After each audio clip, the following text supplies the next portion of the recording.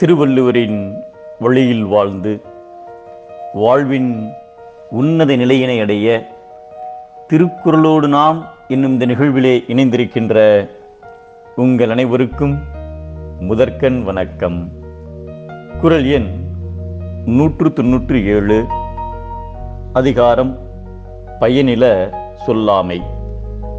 சேர சோழ பாண்டிய மன்னர்கள் மூவரும் ஒரு நாள் அரிய ஒரு திருவிழாவை முன்னிட்டு ஒன்று சேர்ந்து இருந்தனர். அவர்கள் அவ்வாறு ஒன்று சேர்ந்து இருக்கின்ற பொழுது நன்றாக சிரித்து மகிழ்ந்து பேசிக் கொண்டிருந்தனர். அப்பொழுது ஏகம்பவாணன் என்னும் பெரும் கொடையாளியை பற்றிய பேச்சு அங்கே வந்தது.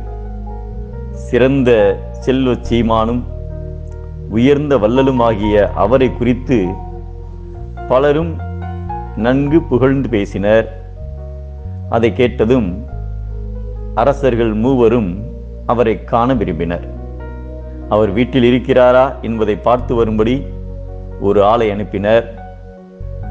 அவர் சென்று விசாரித்து, வயலில் வேலை நடக்கின்றது, அங்கே போயுள்ளார் என்று அவர் சொல்லி முடித்தார். அதை கேட்டதும் மன்னர் புன்னகையோடு, முதலியார் நடப்போயுள்ளாரோ என்று இடக்காக பேசினார்.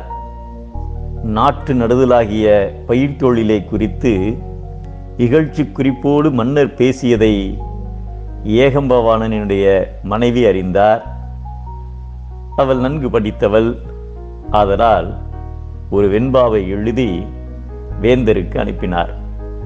சேனை தழையாக்கி செங்குருதி நீர் தேக்கி யானை மிதித்த அருஞ்சேற்றில் மானவரன் பாவேந்தர் வேந்தன் பறித்து நட்டான் ஏகம்பன் மூவேந்தர் தங்கள் முடி என்று அவர் எழுதி அனுப்பினார். வாணன் நடுவது நாற்று முடி என்று மூவேந்தர்களுடைய ஏற்று முடிகளை பறித்தே இனிது நட்டான் என அவ்வாறு அவர் எழுதியிருந்ததை பார்த்ததும் அரசர்களுக்கு தாங்கள் செய்த தவறு புரிந்தது. உடனே அவர்கள் அனைவரும் அதற்காக வருந்தினர்.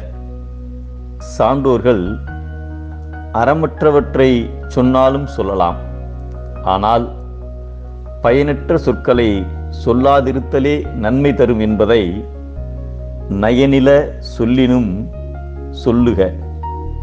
சான்றோர் பயனில சொல்லாமை நன்று என்கிறார் நம் தெய்வப்புலவர் திருவள்ளுவர்.